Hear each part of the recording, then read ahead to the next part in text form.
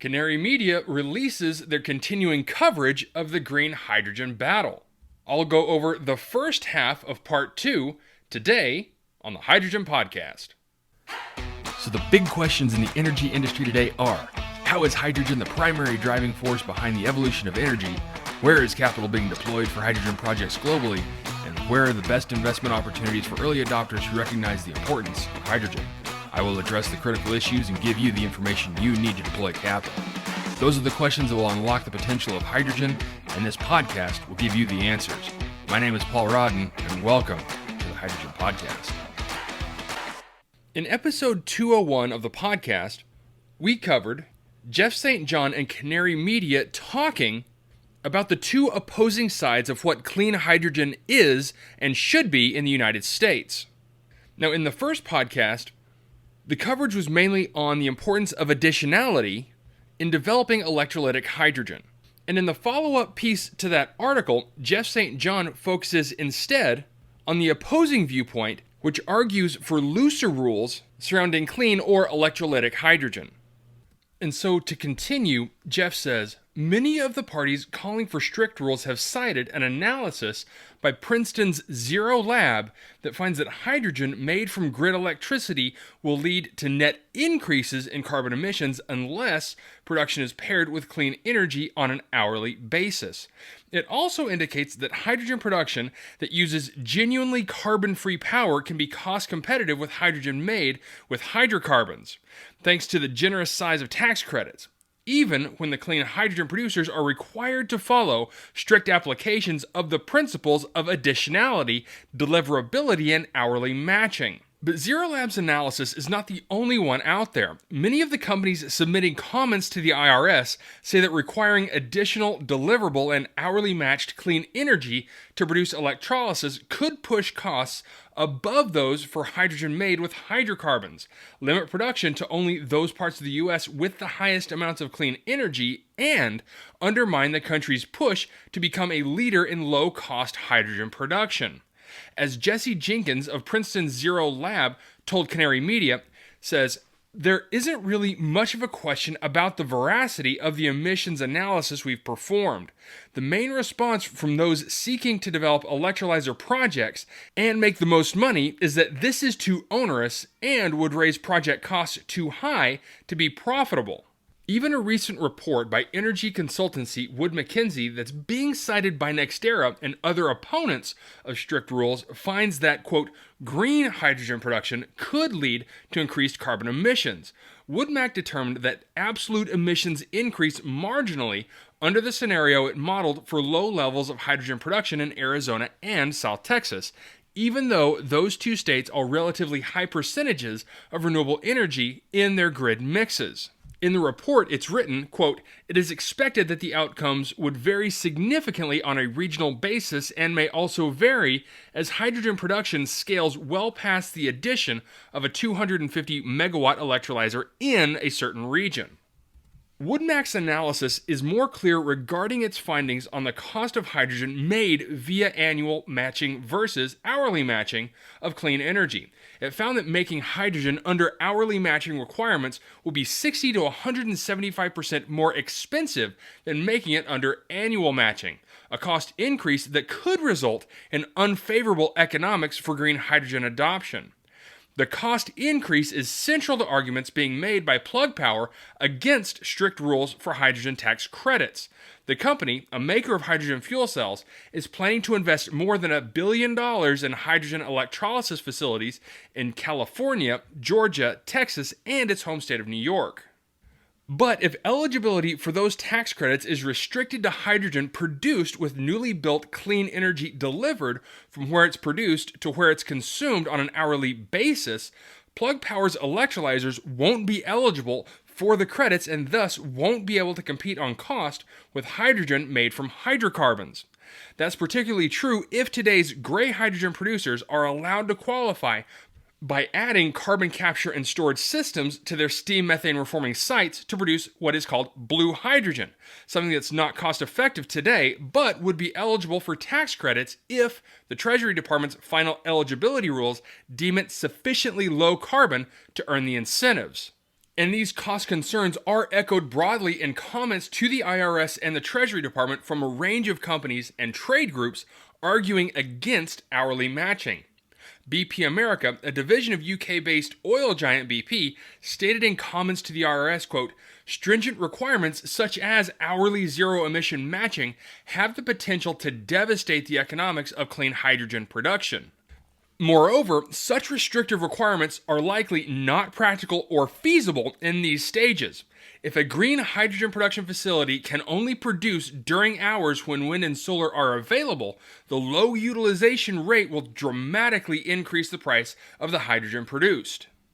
NextEra's comments to the IRS use the same phrasing as BP America's in claiming that hourly time matching would, quote, "devastate the economics of clean hydrogen production," adding that it would, quote, "not align with legislative intent to accelerate progress towards a clean hydrogen economy."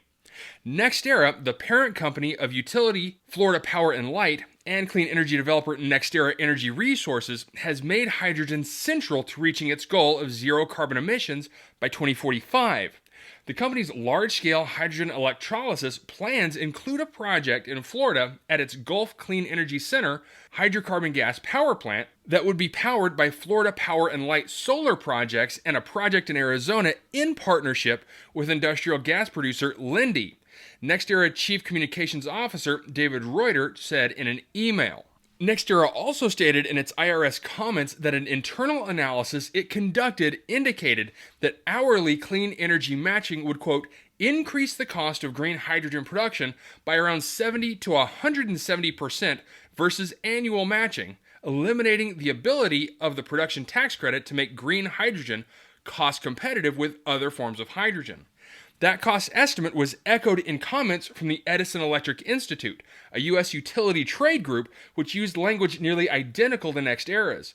Like the cost estimate of Wood Mackenzie, it is significantly higher than the estimates from Zero Lab, which found cost premiums for hydrogen produced via hourly matched clean energy on the western U.S. electricity grid would be only 20 to 50 cents higher than the base price of $2.50 to $3.50 a kilogram.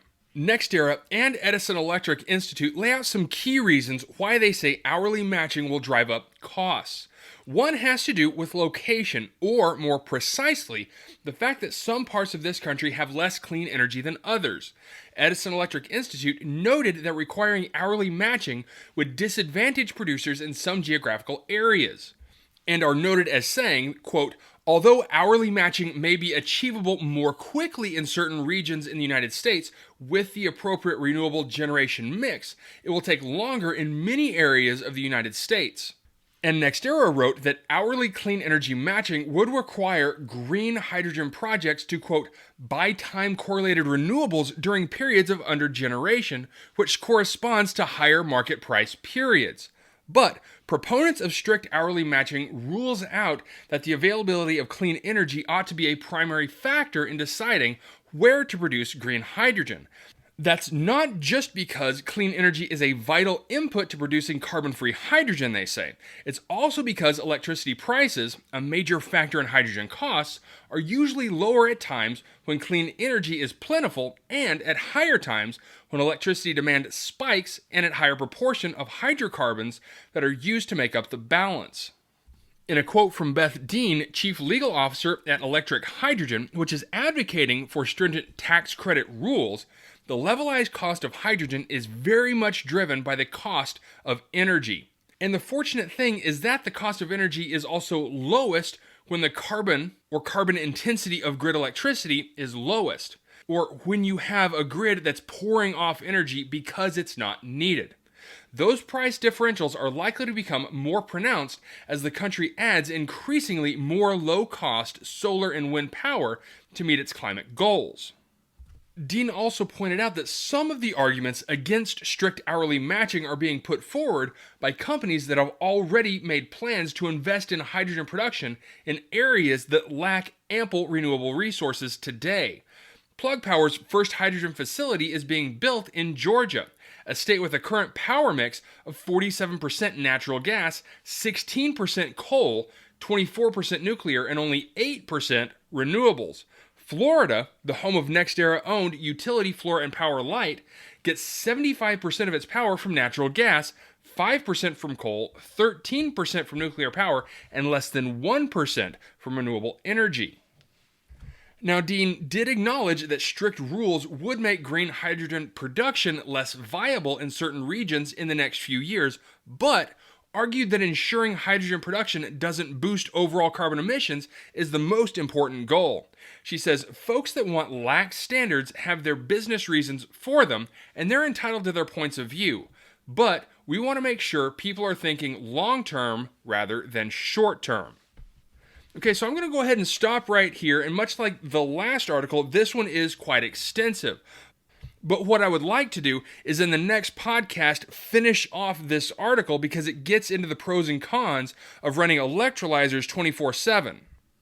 Now again, much like the first article, I think it's important to note that this analysis and this argument is strictly on the electrolyzed hydrogen model and has nothing to do with any of the other hydrogen development technologies on the market today or coming on the market in the near future. And last time I did note why I understand the argument for additionality of renewables to be used in the development of hydrogen. But what I find very interesting, and especially in the last part of this article that I read today, is where it mentions the importance of geography in electrolyzed hydrogen. More specifically, the additionality arguments being made towards this kind of hydrogen development. Now, specifically, they mentioned Georgia and Florida, but they only covered what's going on right now, as far as the energy generation spectrum in those two states. But the fact is, if you take out the political spectrum of renewable energy generation, everything is extremely boiled down to the varying climates around the world, notably where you have the most solar radiance or wind or geothermal activity. And that's where locationality comes into play and something that the electrolyzed hydrogen movement may be succumbed to. Now, personally, I think hourly reporting is ridiculous. If you can show as an electrolyzed hydrogen developer that you're getting your energy needs sourced from a renewable power system, that's about as green as you can get under their arguments. And it seems irrational to have renewables on site for this development. Ultimately, we will have to wait and see what the federal government determines, but I would say more likely than not that the US government is going to listen to groups like NextEra and BP and throw out these hourly reporting systems as it just doesn't make any sense. All right, again, that's it for part 1 of this article. I'll be back next time with the second half of this article and my analysis of that. But until then, if you have a second, I would really appreciate it if you could leave a good review on whatever platform it is that you listen to. Apple Podcasts, Spotify, Google, YouTube, whatever it is. That would be a tremendous help to the show. And as always, if you ever have any feedback, you're welcome to email me directly at info@thehydrogenpodcast.com. And as always, take care, stay safe, I'll talk to you later. Hey, this is Paul. I hope you liked this podcast. If you did and want to hear more, I'd appreciate it if you would either subscribe to this channel on YouTube or connect with your favorite platform through my website at www.thehydrogenpodcast.com. Thanks for listening. I very much appreciate it. Have a great day.